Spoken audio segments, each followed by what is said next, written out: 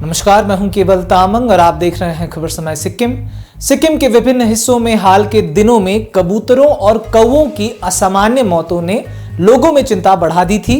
गर्दन का टेढ़ा होना, गोल गोल घूमना, सुस्ती, कमजोरी और अवसाद जैसे लक्षणों के साथ पक्षियों की मौत की सूचनाएं सामने आने के बाद पशुपालन एवं पशु चिकित्सा सेवा विभाग यानी कि AHNVS ने स्थिति की गंभीरता को देखते हुए तत्काल हस्तक्षेप किया।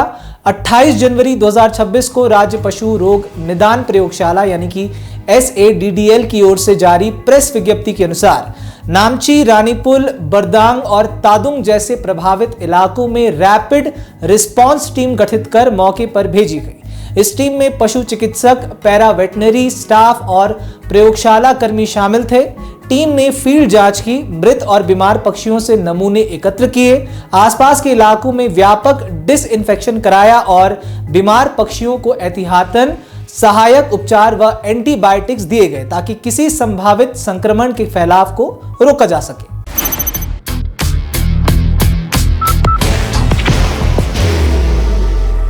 There will only be one insignia.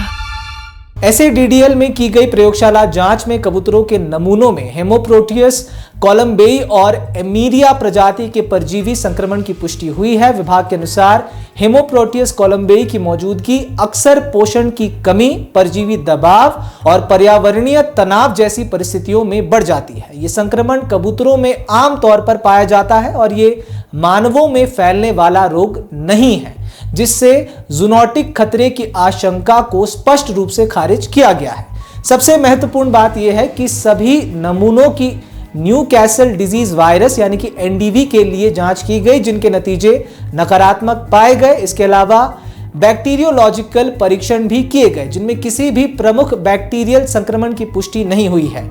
इससे यह साफ हो गया है कि पक्षियों की मौत किसी बड़े वायरल या बैक्टीरियल प्रकोप के कारण नहीं हुआ है। बाहर की भागदौड़ अब नहीं तोड़ेगा आपके घर का सुकून। SBM गोल्ड UPVC विंडोज, आपके घर का सुकून। फिर भी एहतियातन बरतते हुए और निगरानी के तहत SADDL ने नमूनों को आगे की जांच के लिए कोलकाता स्थित regional disease diagnostic laboratory eastern region में टॉक्सिकोलॉजिकल और एवियन इन्फ्लुएंजा यानी कि बर्ड फ्लू जांच के लिए भेजा है। भोपाल स्थित national institute of high security animal disease NIHSAD भी भेजा है। इन प्रयोगशालाओं की रिपोर्ट का इंतजार अब किया जा रहा है। अब विभाग ने यह भी स्पष्ट किया है कि SADDL द्वारा हर वर्ष एवियन इन्फ्लुएंजा यानी कि बर्ड फ्लू की नियमित स्क्रीनिंग और निगरानी राष्ट्रीय स्तर की नामित प्रयोगशालाओं के माध्यम से की जाती है और अब तक सिक्किम में एवियन फ्लू का कोई पुष्ट मामला सामने नहीं आया है। पिछले वर्ष भी सर्दियों के मौसम में कबूतरों की मौत की इस तरह की घटनाएं दर्ज की गई थी, लेकिन तब भी बर्ड फ्लू की पुष्टि नहीं हुई थी। गौरतलब है कि इससे पहले 17 जनवरी 2026 को नामची जिले के नामची बाजार क्षेत्र में कबूतरों की अचानक मौत की सूचना पर भी AHNVS विभाग ने तत्काल कार्यवाही की थी। उस समय मौके पर पहुंची पशु चिकित्सा टीम ने जांच की थी और नमूने SADDL भेजे थे और रोकथाम के उपायों के तहत दवाइयों का वितरण भी क्षेत्र में किया था।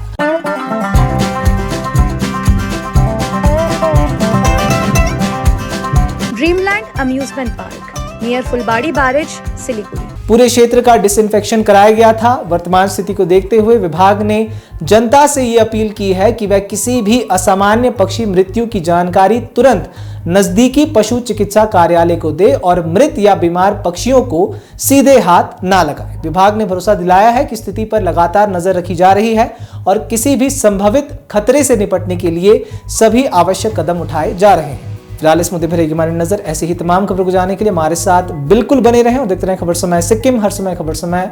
धन्यवाद।